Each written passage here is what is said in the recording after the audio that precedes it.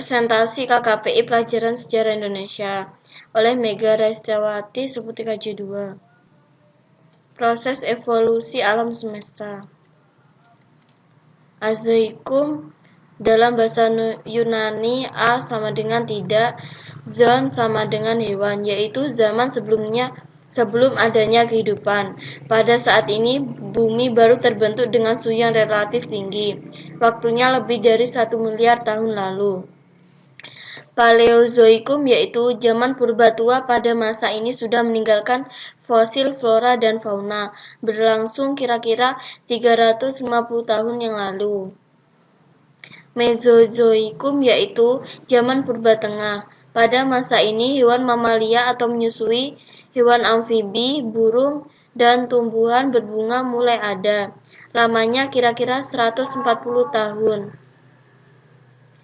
Neozoikum yaitu zaman purba yang dimulai sejak 60 tahun yang lalu. Zaman ini dibagi lagi menjadi 2 tahap, yaitu tersier dan kuarter. Zaman es mulai menyusut dan makhluk tingkat tinggi manusia mulai hidup.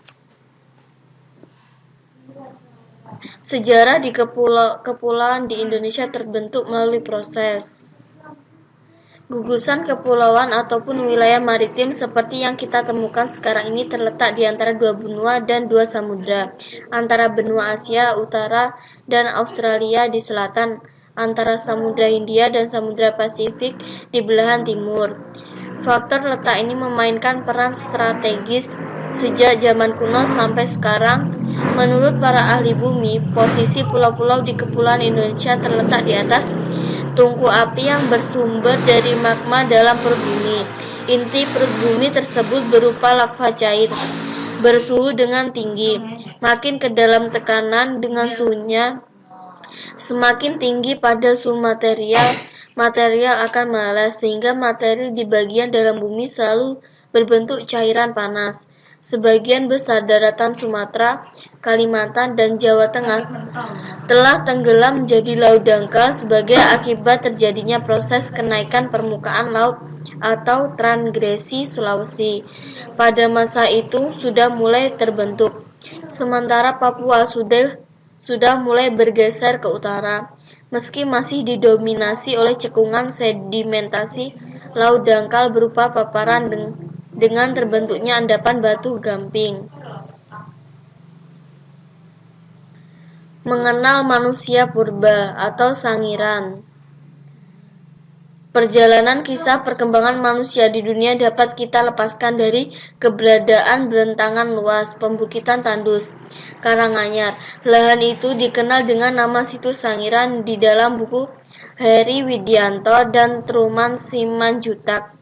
Sangiran merupakan sebuah kompleks situs manusia purba dari kala Pleistosen yang paling lengkap dan paling penting di Indonesia dan bahkan di Asia. Lokasi tersebut merupakan masa perkembangan manusia dunia yang memberikan petunjuk tentang keberadaan manusia 150.000 tahun lalu. Situs Sangiran itu mempunyai 8. Penemuan Pithecanthropus Trinil Ngawi, Jawa Timur. Sebelum penemuannya di Trinil, Eugene Du Bois mengawali temuan Pithecanthropus erectus di desa Kedung Brubus, sebuah desa terpencil di daerah Pilangkeceng, Madiun, Jawa Timur. Desa itu berada tepat di tengah hutan jati lereng selatan. Prageraham itu menunjukkan ciri gigi manusia, bukan gigi kera. Trinil adalah sebuah desa di pinggiran Bengawan Solo, masuk wilayah administrasi Kabupaten Ngawi, Jawa Timur. Ciri-ciri tengkorak Pithecanthropus. Tengkorak Pithecanthropus erectus dari Trinil sangat pendek, tetapi memanjang ke belakang. Volume otaknya sekitar 900 cc, di antara otak kera 600 cc, dan otak manusia modern 1200 sampai 1400 cc. Tulang kening sangat menonjol dan di bagian belakang mata terdapat penyempitan yang sangat jelas, menandakan otak yang belum berkembang. Pada bagian belakang kepala terlihat bentuk meruncing, yang diduga pemilikannya merupakan perempuan.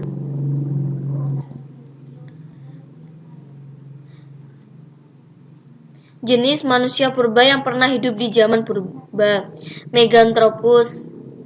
Jenis manusia purba ini terutama berdasarkan penelitian von Koenigswald di Sangiran tahun 1936 dan 1941 yang menemukan fosil rahang manusia yang berukuran besar. Dari hasil rekonstruksi ini, kemudian para ahli menamakan jenis manusia ini dengan sebutan Meganthropus paleojavannicus, artinya manusia raksasa dari Jawa.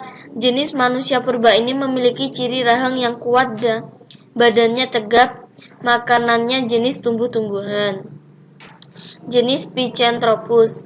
Jenis manusia ini berdasarkan pada penelitian Eugene Dubois tahun 1980 di dekat Trinil. Setelah direkonstruksi, terbentuk kerangka manusia tetap masih terlihat tanda-tanda kera. Oleh karena itu dinamakan Pithecanthropus erectus, artinya manusia kera yang berjalan tegap. Jenis ini juga ditemukan di Mojokerto, sehingga disebut Pithecanthropus mojokertensis. Jenis manusia purba ini juga dikenal sebagai rumpun Homo erectus. Manusia purba ini berkembang di zaman Pleistosen Tengah.